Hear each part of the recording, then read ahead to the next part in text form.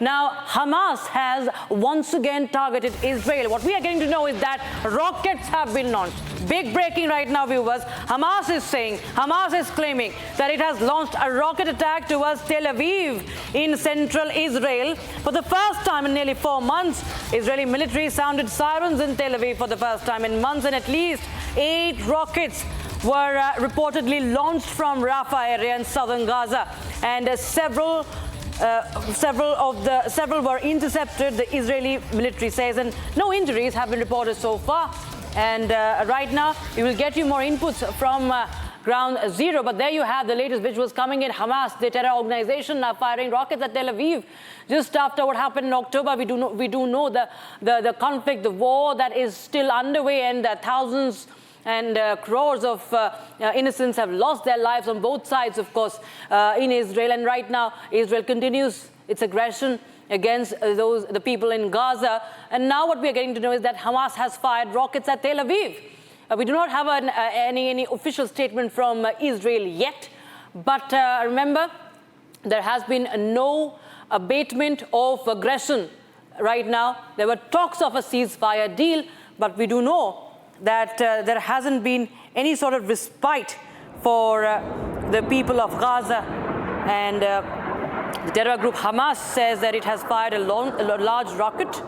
And even if I could read out what the Israel Defense Forces has tweeted, the IDF has tweeted that a barrage of rockets was launched from Rafah towards central Israel moments ago.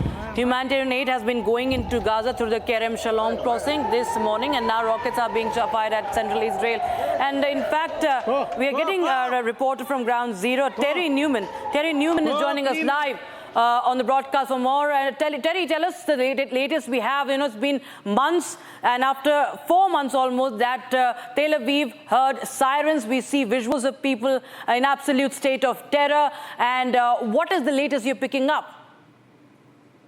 Yes, well, good evening, and good evening to all of your viewers at home.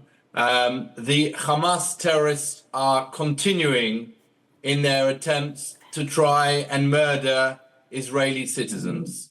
You have used the word Israel is continuing with the aggression against them. Madam, I think that is misleading and incorrect. On the 7th of October, Iran, via their Gazan arm called Hamas, viciously attacked Israel from the center and murdered over 1,500 people. They are continuing to attack through the north through their Lebanese arm called Hezbollah, and they are attacking through the south via the Houthis in Yemen. And they, as you know, a month ago sent 300 ballistic missiles, cruise missiles, and armed drones at us. Now, we are doing our very best to protect our citizens, but there are limits. And let me tell you, madam, that whilst there is great pressure on Israel to stop the defensive measures we are taking in Rafah to remove the terror organizations that are ruling those areas, we can see that they are still able to fire missiles at Tel Aviv, the economic center. This is the Mumbai of Israel. And therefore, we must do everything we can to remove this threat in order to protect our civilians. Now, Terry, there were also reports of, the head of Mossad also, meeting the mediators, that is Qatar, and also, of course, this head of CIA. And there were, of course, hopes of some talks happening, in the coming days. And now this happening when this report emerges and this meeting happens. And right after, we see Hamas carrying out these attacks. How do you read it? Our view is that we must keep on dismantling the Iranian empire and its terrorist apparatus wherever it appears. In parallel, as you can probably see here, I have the sign in support of the over 125 hostages that have been held in captivity in tunnels for over 220 days, who have been denied basic rights like seeing the International Red Cross. Therefore, we must keep on negotiating and doing whatever we can in order to get our hostages out.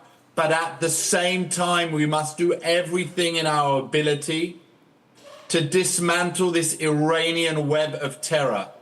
And we understand that we have to explain this to many of our allies around the world, both in India and in the West, because they are getting a slightly different picture.